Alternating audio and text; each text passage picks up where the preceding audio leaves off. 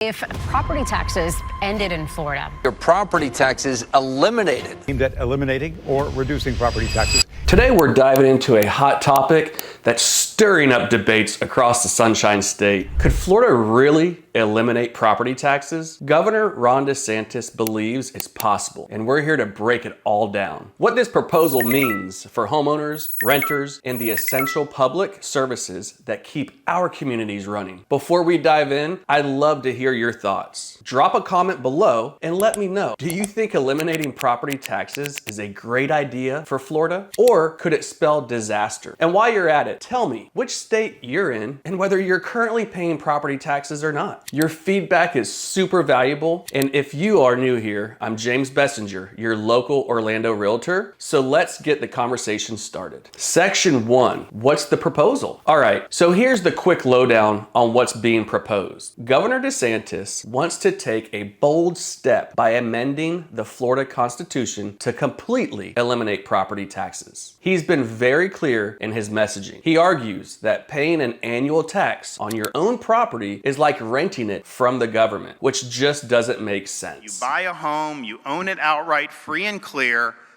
and yet you have to continue to pony up money to the government just for the courtesy of using your own property.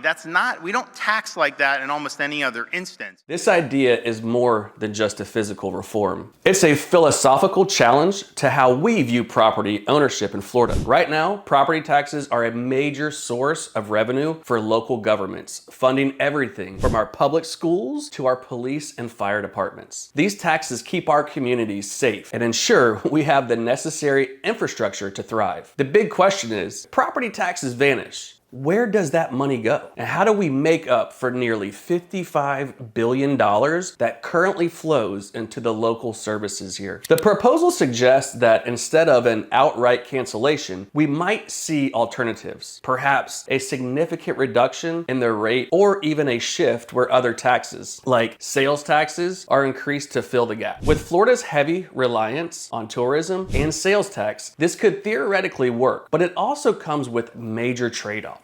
Moreover, this isn't just about numbers on a page. It's about rethinking the balance between government funding and personal freedom. Governor DeSantis has even hinted that if the constitutional amendment passes with the required 60% of voter approval, Florida could see a transformative shift in its tax structure. It's a proposal that promises relief for many homeowners, but as well, explore the ripple effects could be far-reaching. Section 2, how do property taxes work in Florida? Let's take a deeper dive into how property taxes function in Florida. As many of you know, Florida's tax system is pretty unique. There's no state income tax. Instead, the state leans heavily on sales taxes and revenue generated by tourism. This means that while property taxes might seem relatively moderate, when compared with states that have, higher income taxes, they're a critical piece of the puzzle here. The median property tax bill was around $3,100, almost 95% increase from the previous year. And when we look back to 2019, property taxes across the state have surged by about 47.5%. That's a huge jump, especially for homeowners on fixed incomes or retirees who might already be feeling squeezed by rising living costs. This growth in tax bills means that as your property value increases, so does your tax burden. Even if the tax rate itself doesn't change, it's a double-edged sword. While higher property values can be a sign of a booming real estate market, they can also lead to significantly higher annual costs. And if you're a veteran, you might be eligible for various exemptions that could help offset these costs. Understanding these trends is crucial because they set the stage for why this proposal is so appealing to many, and also why it's so controversial. Rising taxes can mean less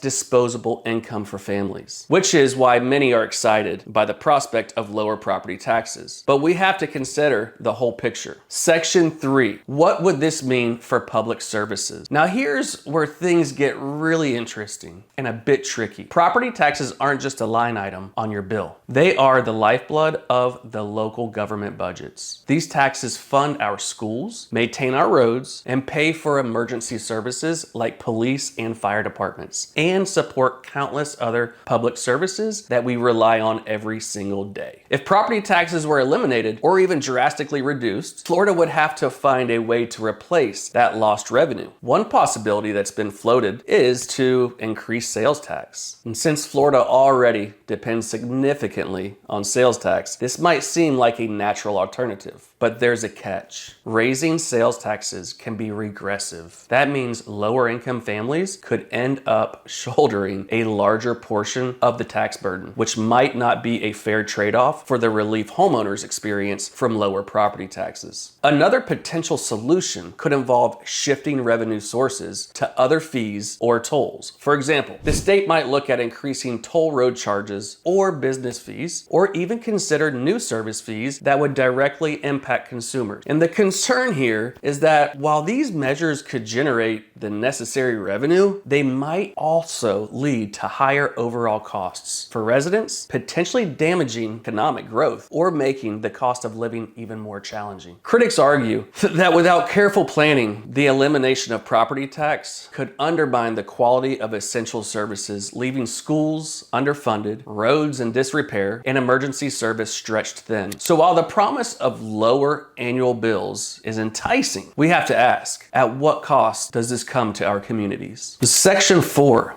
Impact on the real estate market. Let's shift our focus to the real estate market. As a local and realtor, I can see how it's coming. This is a key area that could see both benefits and challenges from this proposal. On one hand, if property taxes are reduced or eliminated, homeowners might enjoy significant savings. This could boost affordability, potentially making it easier for people to buy homes and for current homeowners to hold on to their properties without being squeezed by rising costs. However, there's a flip side to consider. As property values continue to rise, so do the tax bill. That comes with them. If the tax burden is suddenly shifted to other forms of taxation like sales tax, the overall cost structure is the real estate market could change. In the short term, lower property taxes might attract more buyers and investors, which could drive up home values even further. But over the long term, if local services suffer due to reduced funding, neighborhoods might become less attractive. This could eventually lead to a decrease in property values or slower growth in the real estate market. Moreover, the uncertainty around how exactly the lost revenue will be replaced can make investors and homeowners nervous. When potential buyers or investors are unsure about the future of public services like schools, parks, and safety, this can impact market demand and even influence lending practices. And ultimately, while the idea of lower taxes is appealing, the broader economic impacts on property values and community stability need to be considered very carefully.